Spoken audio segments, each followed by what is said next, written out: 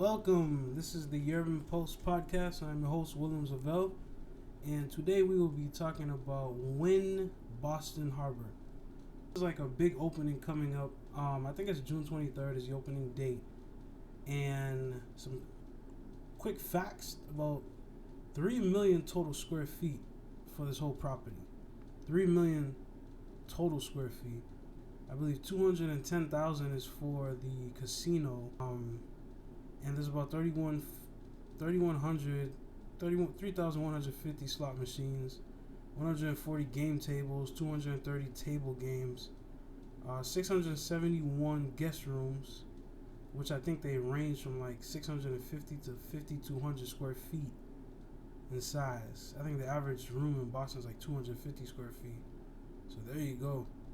And I believe the spa is about 26,000 square foot spa. There's a barbershop. I think there's manicure and pedicure tables, a bunch of stuff. There's like 15 restaurants, I believe, and like 4 locally owned ones.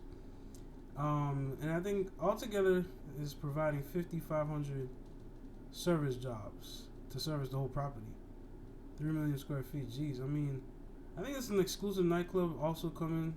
They got a convention type center. A bunch of conference rooms you can rent out, and it's just gonna be an entertainment spot. So I am so interested. I am from that area. I'm from Boston. Well, I'm from Somerville, part of the Boston area. I am so curious to see how this, like, the societal impacts more than anything, because this is a new thing for Boston. We never had a casino, from my understanding in recent memory. So, like, this brings a whole new thing to the whole. It brings a whole new element. This is Wynn. Well, they call it the Encore. But, it's a world-known casino. So now I'm wondering, like, how will that change Boston in the world stage? Because Boston is known for its schools and its, sports, but not necessarily entertainment like that. So now that this creates a whole new, sort of thing for it. Almost reinvent the city in its own way. So I'm curious to see. We already know what's a given, based on the location of this area, is traffic. Because, I'm hearing that I saw a couple articles, bridge, but there's really only, unless you doing the ferries, which I think they're having a ferry from like South Boston. And I think also North End. I'm not if I'm not mistaken, or downtown. If you're not doing the ferries, which I don't know if they have a helipad. I think they do, but I'm not sure where exactly. Your best bet is Alfred Street, Broadway, which pretty much is south of the casino, which you're cutting through Sullivan Square, which is a traffic nightmare at the worst times. Or Broadway from the north,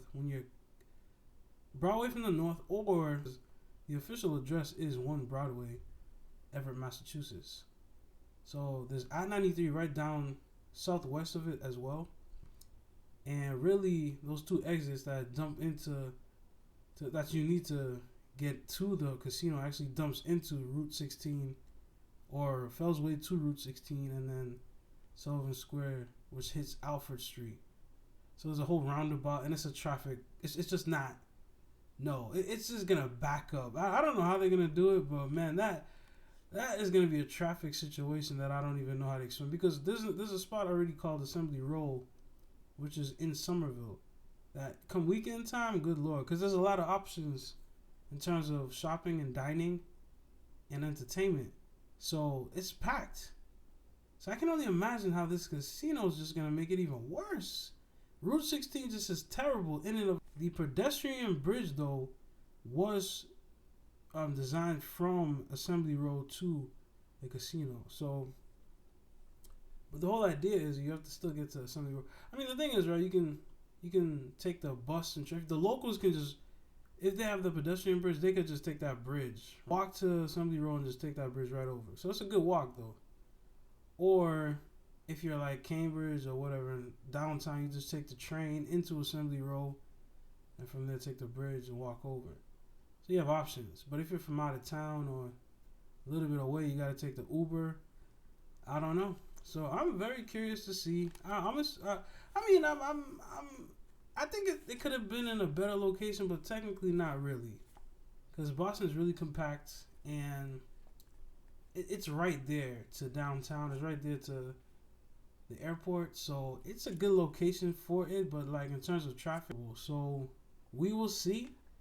We will see how things play out, but bringing a lot of jobs, maybe more exposure to the world in a different sense for Boston, but we'll see.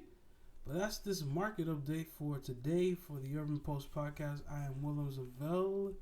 Make sure you subscribe to the podcast and the YouTube channel, and check out the blog, the Urban Pulse blog. Well, it's really a website, YourbanPulse.com, for all my updates. Sign up for Twitter, sign up for everything. All right, take care. God bless.